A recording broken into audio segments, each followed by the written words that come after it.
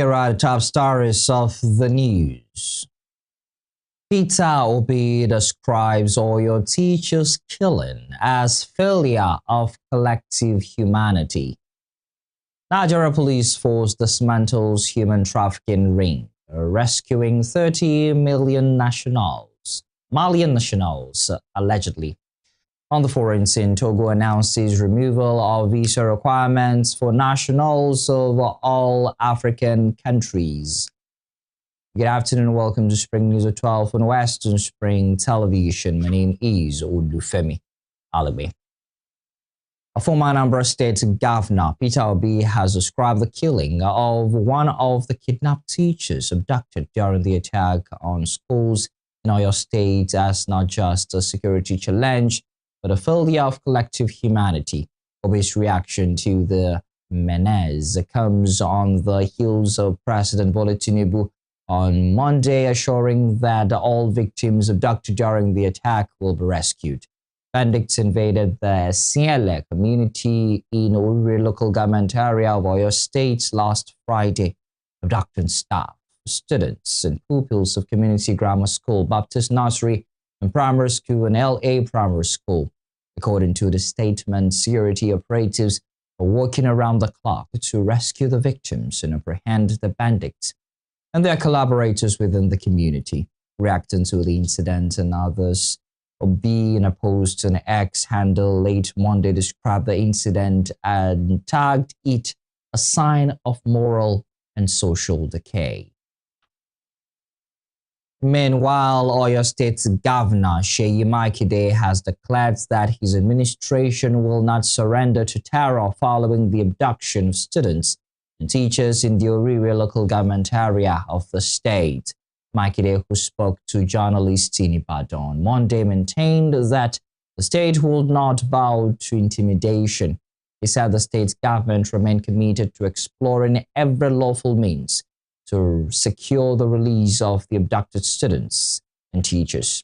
The governor spoke after a high-level security review meeting with service commanders and security advisors over Friday's attack at Ahoro Esiele community in the Orire local government area.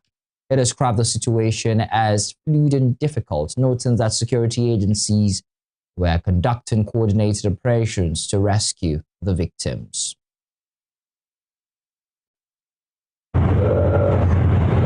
We'll keep engaging with the citizens. Now, to the group, all I can say is that as a government, we will not give in to terror. We will do everything to ensure that our children and their teachers are returned safely. And I'm also saying this to the group. Just whatever it is, we once had a country. It was what Achilles novel. We once had a country where we were each other's brothers' keeper. How did we descend to this point? These are not foreign people. It's us against ourselves. So whatever it is they demand, we're ready to listen to them, address the ones that we can address as a state government, but the children and their teachers must be released timely. The teachers on Monday shut down classroom activities in Ogbomoso, Oyo State, and staged a peaceful protest to the Tascom office in the town over the recent abduction of students and teachers, which resulted in the killing of one teacher. The protesters marched with placards bearing various inscriptions calling on governments at all levels to intensify efforts towards securing the release of those currently being held captive by kidnappers.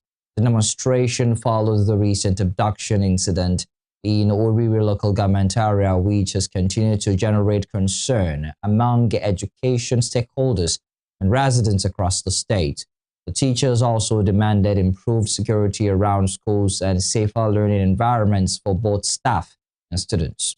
Following a security meeting on Sunday, Oyo State Governor Seyi Makinde confirmed the killing of one of the teachers abducted alongside other victims and pledged that the government would continue efforts to rescue the remaining abductees.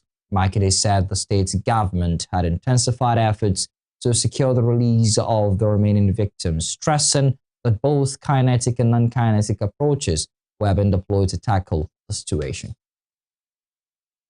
Staying with security, the Chief of Army Staff, YD Shuaibu, on Monday disclosed that the Nigerian Army has established new brigades, battalions, and operational units across 6 states as part of efforts to strengthen security operations and improve rapid response to emerging threats nationwide. Shuaibu said the new formation were created to enhance the Army's operational posture, expand military presence in volatile areas, and improve responses to security challenges across the country.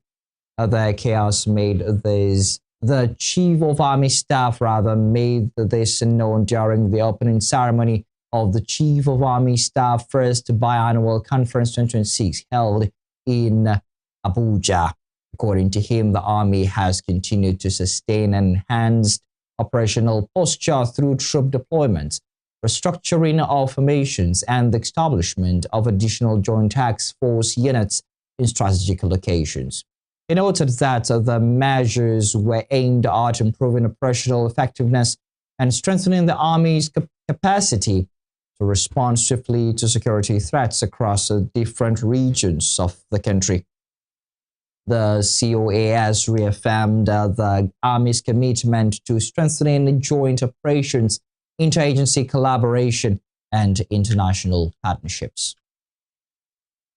The Nigeria Police Force says it has dismantled a human trafficking ring operating across the Federal Capital Territory and nearby communities, rescuing 30 Malian nationals allegedly held under exploitative conditions in Nasarawa State. According to a statement by the Force Public Relations Officer Anthony Placid, operatives uncovered the activities of the syndicate in residential buildings located in Maraba and Karu, where the victims were reportedly confined. Police authorities said 13 suspects connected to the network were apprehended during the operation. According to the police, investigations began after intelligence reports pointed to the suspicious disappearance of several foreign nationals in Nigeria. Placid said preliminary findings showed that the syndicate allegedly lured vulnerable youths from countries such as Mali and Gabon with promises of jobs in Nigeria and opportunities to migrate to Europe. And on to some political stories now. The All Progressives Congress senatorial primaries across the country yesterday produced high-profile winners and losers amid disqualifications, protests, consensus arrangements, and allegations of manipulation. The party barred no fewer than 44 senatorial aspirants from participating in the primaries, including Rivers politician Tien Jack Rich, Senator Ikpelibo Banigo, and former Rivers head of service Tami Denagogo. However, the APC reinstated former Bayelsa East Senator Ben Murabus after initially listing him among aspirants not cleared for the exercise. The updated list released by APC National Publicity Secretary Felix Moka showed that Rivers recorded one of the highest numbers of disqualifications, while Zamfara State produced the largest block of barred aspirants. It was a day leading light of the 10 Senate, such as Senate President Godswill Akpabio, his deputy Jibrin Barrow, Okwayemi Bamidele, Orji Uzo Kalu, Adams Oshomale, Ede Dafinon, and Aline Dume, among others, secured return tickets via consensus or victory. Imo State Governor Hope Uzodinma and former Senate President Ahmed Lawan also won in Kogi Central former Governor Yahaya Bello secured a landslide victory, polling 72,399 votes to defeat his challengers across the 5 local government areas of the district. In Delta, Senator Ede Defion defeated former Deputy Senate President Ovia Omoagege in Delta Central, while former Governor Ifeanyi Okowa defeated incumbent Senator Ned Nwoko in Delta North. Deputy Senate President Barau Jibrin emerged Kano North candidate unopposed, while former Senate leader Alin Dume clinched Borno South ticket by consensus. In Abia North, Senator Orji Uzo Kalu secured a landslide victory with 65,651 votes, while Erondu emerged APC candidate for Abia South. Similarly, the Senate leader Kwame Bamidele secured the Ekiti Central ticket unopposed ahead of a third-term bid. While speaking on Arise TV on Monday, APC National Secretary Ajibola Bashir says no other party will match the party's level of organization and transparency following the conduct of the primary elections so far. You may say that whatever I say is subjective, but at the same time, I also get consoled by the word of Amika Cabral that say, tell no lie, claim no easy victory, and you must be able to come clean to the people at all time.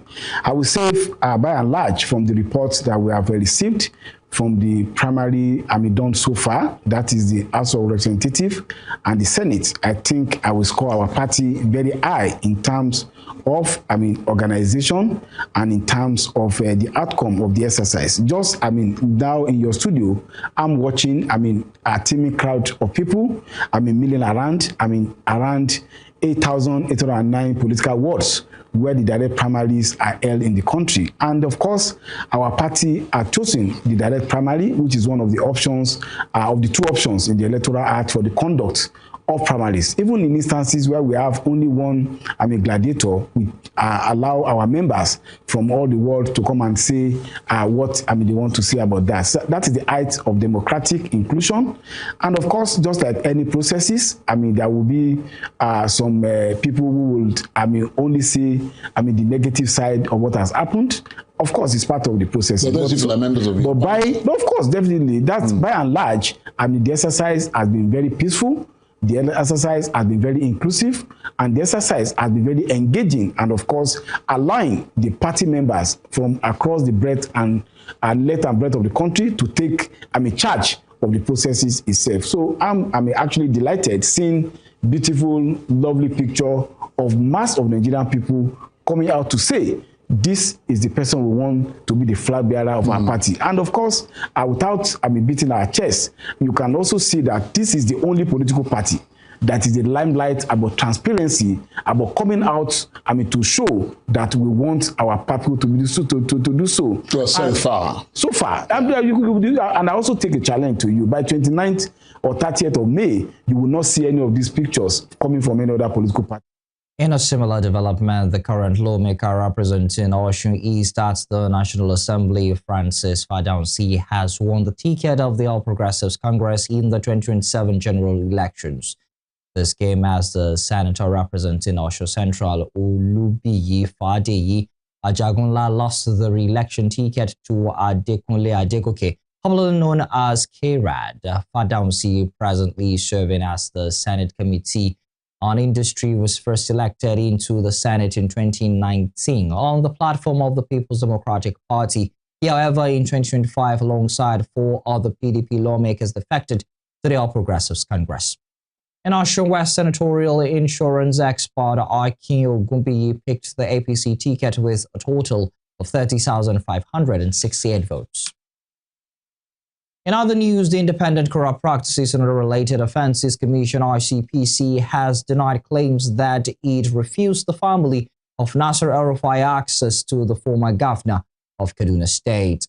According to allegations raised by Mohammed Bello, the son of the detained El-Rufai, the anti-graft agency was alleged to have denied the former governor access to food and medical care while he was in custody.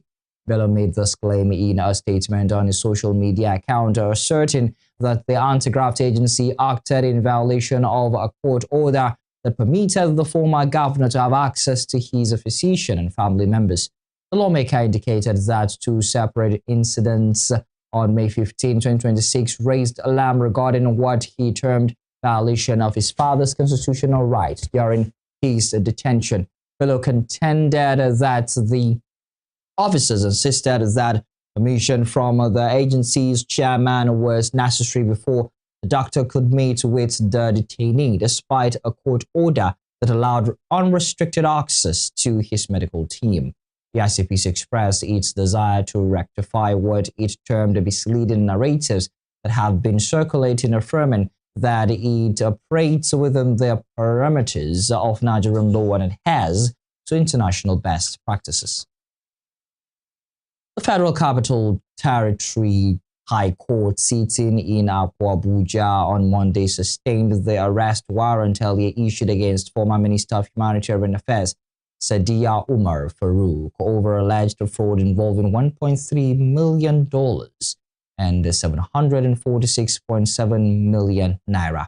Justice Jude Nwogbozie held that the bench warrant issued against the former minister on April 16, 2026 will remain in force.